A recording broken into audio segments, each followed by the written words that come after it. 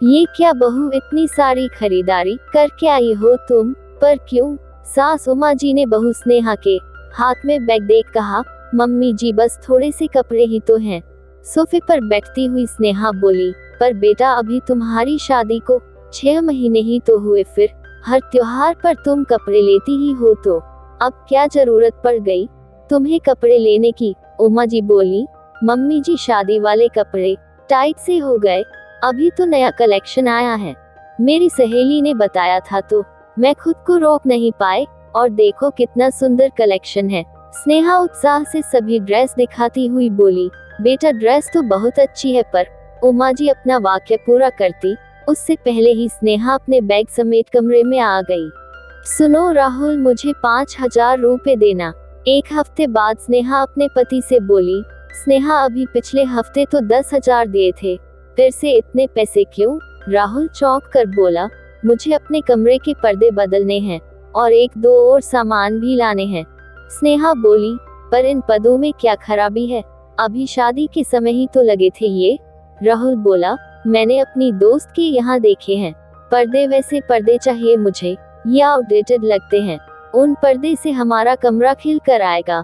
नेहा उत्साहित हो बोली, देखो स्नेहा, मैं नौकरी पेशा बंदा हूँ, कोई बड़ा बिजनेसमैन नहीं जो इतना पैसा हर महीने तुम्हें दे सकूं। मेरे ऊपर घर की भी जिम्मेदारियां हैं, समझो इस बात को। तुम हर हफ्ते पैसा पैसा करोगी तो चली ये गृहस्थी।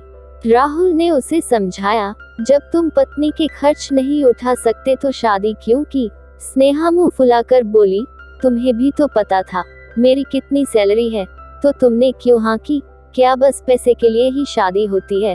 पत्नी हो मेरी, तुम नहीं समझोगी तो कौन समझेगा? राहुल बोला, पर स्नेहा मुंह फेर कर सो गई। राहुल को गुस्सा भी आया, पर उसने चुप रहना ही ठीक समझा। क्या बात है बेटा, सब ठीक तो है? अगले दिन राहुल और स्नेहा के उखड़े मूड को देख उमा जी बेटे से बोली। राहुल ने रात का किस्सा बता दिया। उमा जी सोचने लगी, अभी तो शादी को महज 6 महीने हुए, ऐसे मनमुटाव रहेगा तो कैसे गृहस्थी चलेगी दोनों की। चलो बेटा, चाय नाश्ता कर लो जल्दी से। राहुल के जाने के बाद वो स्नेहा के कमरे में आई और बोली, मम्मी जी आप क्यों लाई, मैं ले लेती। स्नेहा बिस्तर से उठती हुई बोली, उसकी आंखें बता रही थी वो रो रही थी। बेटा तुम्हारी तबीयत सही नहीं तो मैंने सोचा मैं ही ले आऊं। उमा जी प्यार से बोली, मम्मी जी तबीयत तो सही है, बस हल्का सिर दर्द है। स्नेहा नजर चुराती हुई बोली, जब रात भर जागोगी तो सिर दर्द तो होगा ही, ऊपर से रो भी रही थी। उमा जी उसके सिर पर हाथ फेरते हुए बोली, नहीं तो मम्मी जी। स्नेहा को ऐसा लगा मानो उसकी कोई चोरी पकड़ी गई। देखो बेटा, भले तुम्हारी सासू माँ हूँ, पर माँ तो हूँ ना, इतना तो अपने बच्चों को देख समझ सकती हूँ। अब बताओ क्या बात हुई? उमा जी बात जानती थी पर बहू के मुंह से सुनना चाहती थी। मम्मी जी, राहुल को मेरी कोई फिक्र नहीं है, उन्हें बस पैसे से प्यार है। ये बोल स्नेहा ने सारी बात बता दी। बेटा तुम राहुल की जीवन सांगिनी हो, उसके सुख दुख के साथ ही तुम उसे नहीं समझोगी तो कौन समझेगा उसे? मानती हूँ तुम्हारे अपने ख्वाब हैं, पर क्या बेवजह फिजूल खर्ची सही है? क्या वो तुम्हें पैसे दे देता तभी वो अच्छा पति होता? वो तुम्हें पैसे देने को मना नहीं करता, पर एक हद तक ही ना, क्योंकि उसको भी एक हद तक ही मिलते हैं। फिर ऐसी जिद करके क्या फायदा जो आपसी रिश्तों में तनाव ले आए? उमा जी इतना बोल रुक गई। पर मम्मी जी, मैंने तो जरूरत के लिए पैसे मांगे थे। स्नेहा सिर झुकाकर बोली। स्नेहा बेटा, सबसे पहले तो जरूरत और शौक में अंतर करना सीखो, क्योंकि शौक इंसान को फिजूल खर्च बना देते हैं, और ये आदत न केवल खुद का मानसिक तनाव छीन लेती है, बल्कि परिवार में भी कलेश के बीज बोती है। एक औरत का फर्ज होता है पति को समझना और उसकी कमाई से ही गुजर करना, बल्कि कुछ बचा कर भी चलना, तभी वो सही मायने में अर्धांगिनी कहलाती है।